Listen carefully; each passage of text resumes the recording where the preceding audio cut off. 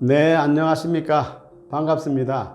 오늘은 장고 끝에 악수를 준다고 수용성 지역이 아파트 가격이 급등함에 따라서 추가 규제 지역을 지정을 놓고 잘못하면 골든타임을 놓치는 게 아닌가 하는 우려가 있습니다. 오늘은 수용성 규제 지역에 대해서 말씀드릴까 합니다.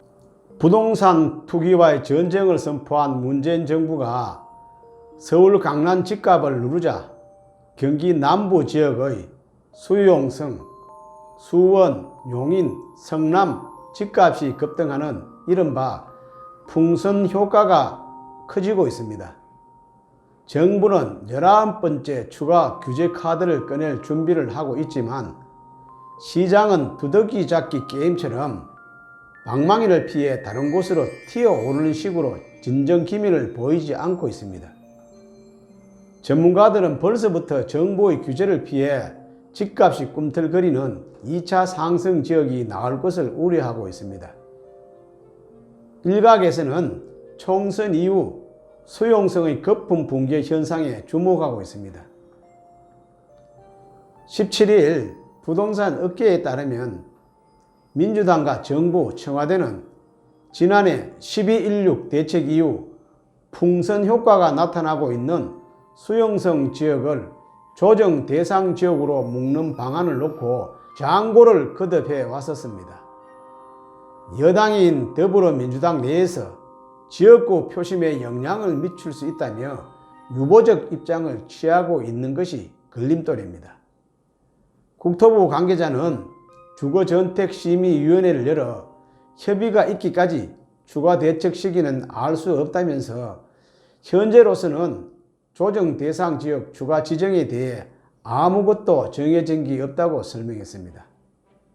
현재 수용성 가운데 이미 조정 대상 지역인 수원 8달구와 광교지구, 용인, 수지, 기영, 성남 전역을 포함해 수원 근선, 영통, 장안구 등이 추가로 규제 지역으로 지정될 가능성이 높다는 게 업계 다수의 관측입니다. 조정 대상 지역으로 지정되면 주택담보대출 비율 LTV가 60%로 제한되고 총 부채 상환 비율 DTI도 50%로 줄어들게 됩니다. 다주택자들도 양도세도 중과됩니다. 해당 지역의 2주택 이상 보유 시 종합부동산도 추가로 또 과세가 됩니다. 수원, 영통구 등은 청약 경쟁률과 주택가격 상승률로 비춰볼 때 조정 대상 지역이 아닌 투기 가열지구로 곧장 지정될 가능성도 있습니다. 다만 민주당 내 우려의 목소리가 커지고 있어 수용성 규제 시점이 4월 총선 이후로 밀릴 수 있다는 전망도 나오고 있습니다. 이 경우 수용성 집값에 거품이 끼어 있다는 분석이 따르고 있어 자칫 골든타임을 놓칠 수 있다는 진단도 나옵니다. 최근 수도권 남부권 집값이 급등하면서 인접한 서울 지역 집값과 가격 차이가 많이 좁혀지고 있다면서 이는 서울의 매물이 부족하기 때문에 벌어지는 단기적인 거품 현상이라고 진단했습니다. 그러면서 이러한 흐름이 지속되기보다는 더 나은 입지로 자본이 이동할 여지가 있어 보인다고 전망하고 있습니다. 집값 상승이 거품일 가능성과 단기간에 다시 꺼질 가능성을 예측한 것입니다. 총선 이후는 투기성 바람이 벌써 수용성 지역을 휩쓸고 지나간 시점일 텐데 그때 규제를 하면 아예 집값이 폭락할 수 있다면서 너무 늦은 대응이 될 것이라고 지적합니다. 특히 수원은 투기 목적의 외진 수요가 큰 탓에 집값 하락폭이 다른 지역보다 더 클 수 있다는 관측이 나옵니다. 실거주 목적이 아니기 때문에 집을 쉽게 내놓거나 수요를 거둬들 가능성이 크다는 것입니다.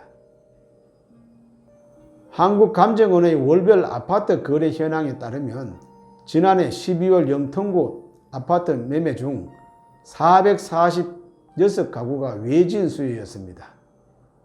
총 거래 건수 1752가구 중에서 446건이 외지인 수요였습니다. 4명 중 1명이 외지인인 셈입니다. 장안구도 같은 달 이루어진 아파트 매매 475가구 중 84가구 약 17.4%가 외지인이 산 아파트였습니다.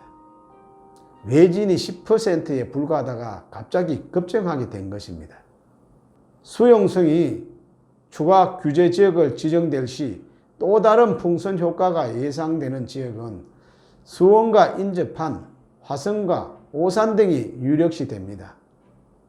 인천 구도심까지 영향이 미칠 수 있다는 시각도 있으며 화성 아파트 거래량 중 외지인 수요 비율은 지난해 10월 12.9%에서 11월에 14.15%, 12월에 20%로 상승하고 있는 추세입니다.